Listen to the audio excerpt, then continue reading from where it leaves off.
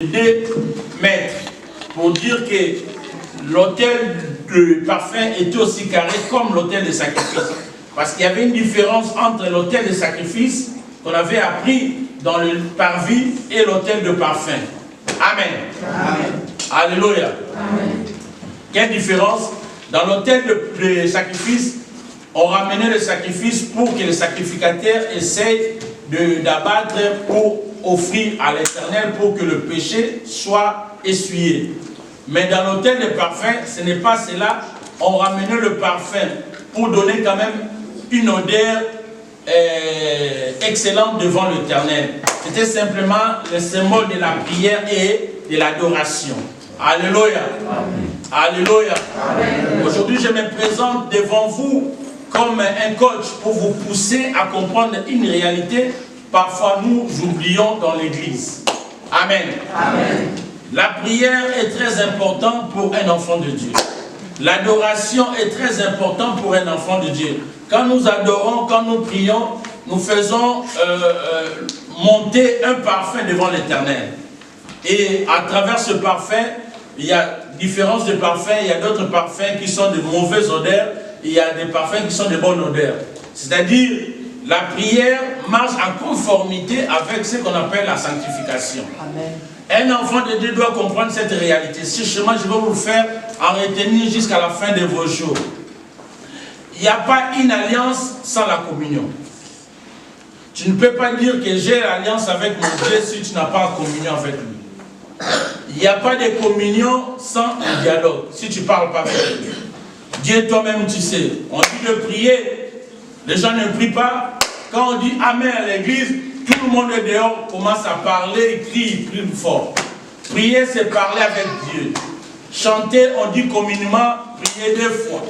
La raison pour laquelle un véritable chrétien doit comprendre cette réalité.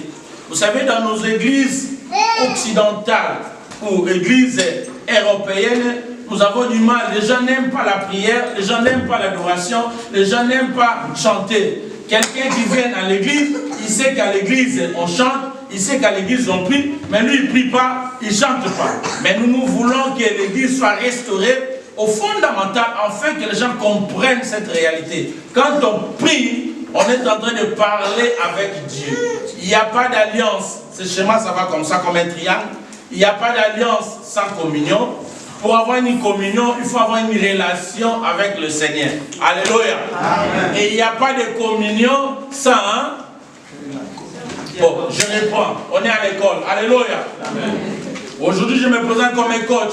Je te pousse afin que tu puisses comprendre cette réalité. Amen. Amen. Quand nous venons, nous quittons nos maisons, nous venons à l'église, communément nous disons quoi? Je vais soit à l'église, ou nous disons quoi d'autre? Je vais prier. Mais tu viens à l'église, mais tu ne pries pas. C'est comme un enfant qui va à l'école, il ne veut pas étudier.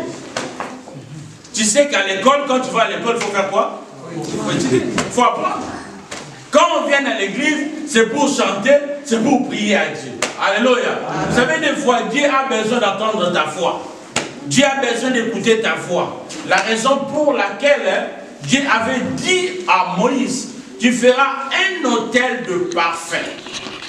Afin que les sacrificateurs ou le souverain sacrificateur, quand ils entreront dans la tente d'assignation, ou le souverain sacrificateur qui rentrera une fois dans la tente d'assignation, dans les lieux très saints, d'aller faire le parfum pour que l'odeur du parfum anéantisse l'odeur de la mort. Alléluia. C'est pour cela dans Luc chapitre 11, verset 1 à 2 ou 3, la Bible déclare que les disciples ont remarqué une particularité en Jésus, une différence en Christ. Jésus priait comme tant d'autres personnes qui ne priaient pas.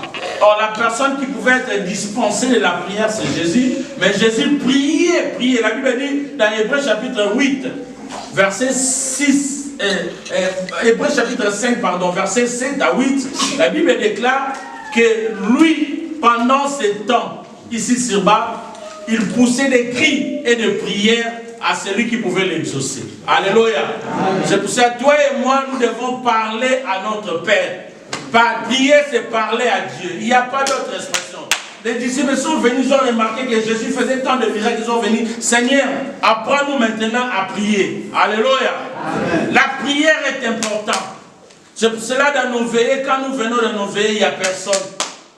Vous restez à la maison, vous dormez. Or, le Seigneur a besoin peut-être d'entendre. Il n'y a pas un professionnel ou un expert dans la prière.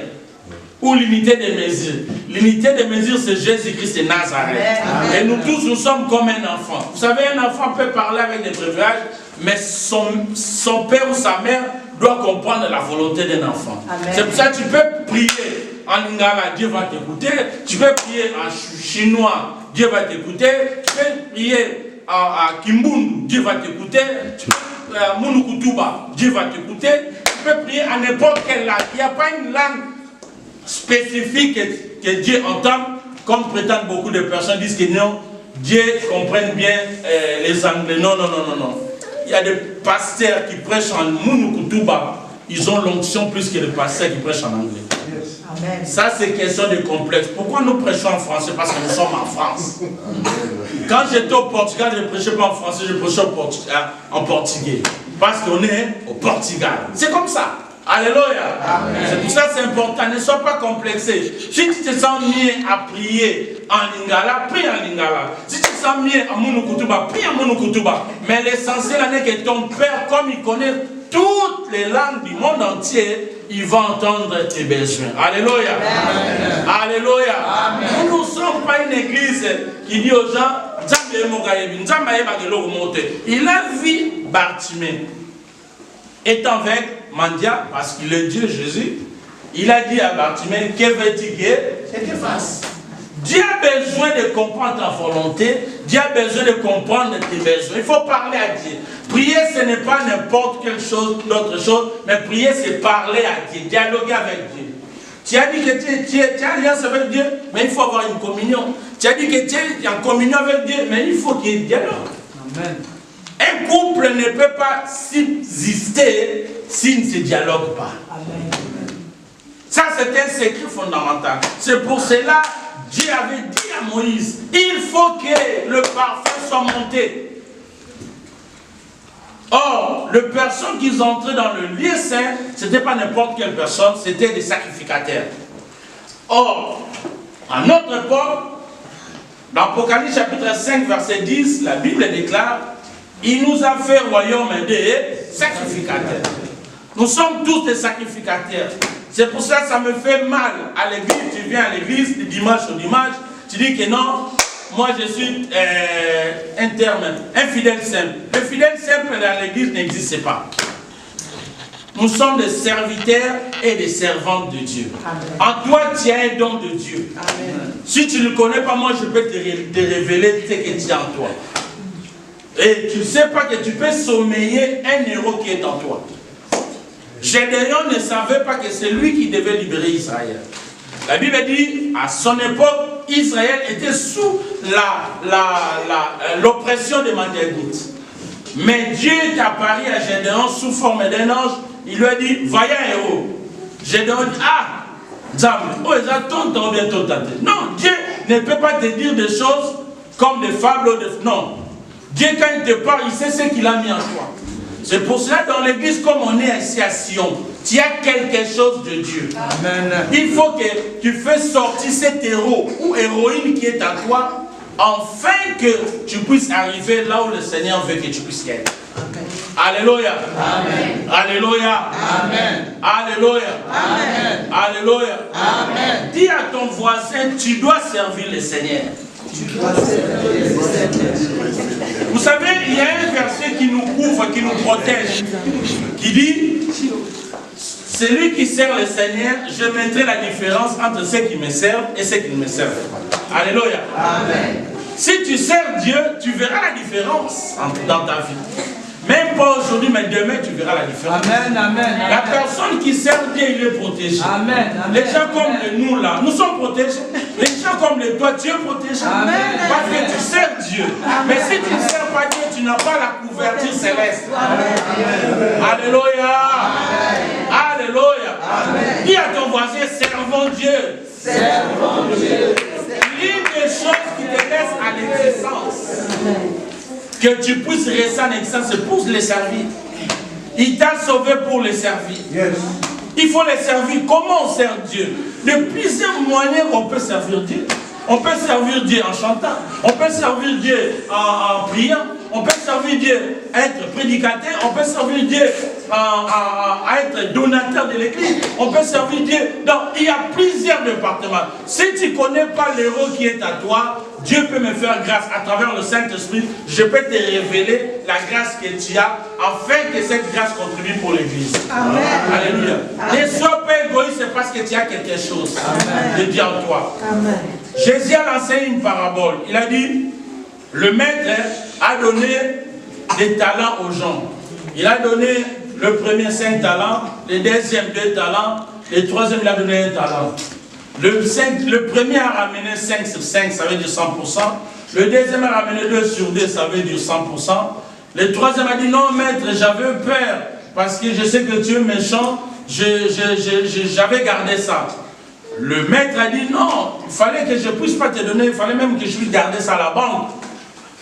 Et le Seigneur à la fin, il a dit, on ôtera à celui qui n'en a pas. Comment on peut ôter à quelqu'un qui n'en a pas? C'est que, étant vivant, étant chrétien, tu as quelque chose de Dieu en toi. Amen. Alléluia. Amen. Mais sauf que tu ne sais pas. Or, il y a un adage qui dit chez nous, manque de connaissances, je sais ça seulement manque de connaissances. Alléluia. Mais en but, dans la Bible déclare, mon peuple périt faute de connaissance. Ce n'est pas l'Iwandam. Si tu n'as pas la connaissance, tu es mort. Ce n'est pas l'Iwandam. L'Iwandam, ça peut être Vanu. L'Iwandam, ça peut être d'Ismaïa. Mais vraiment bien aimé dans le Seigneur, tu as quelque chose de Dieu en toi. Amen. Je te dis ça aujourd'hui. La raison pour laquelle fais tout pour sortir cette chose que tu as en Dieu en toi, afin que cela contribue pour l'église du Seigneur. Amen. Alléluia. Amen. Dieu ne peut pas ensembler des gens comme on est là ce matin. Dieu ne peut pas te sauver pour rien. Dieu ne peut pas te ramener ici pour rien. Mais si Dieu t'a attiré dans son royaume, c'est pour un but. Il sait que tu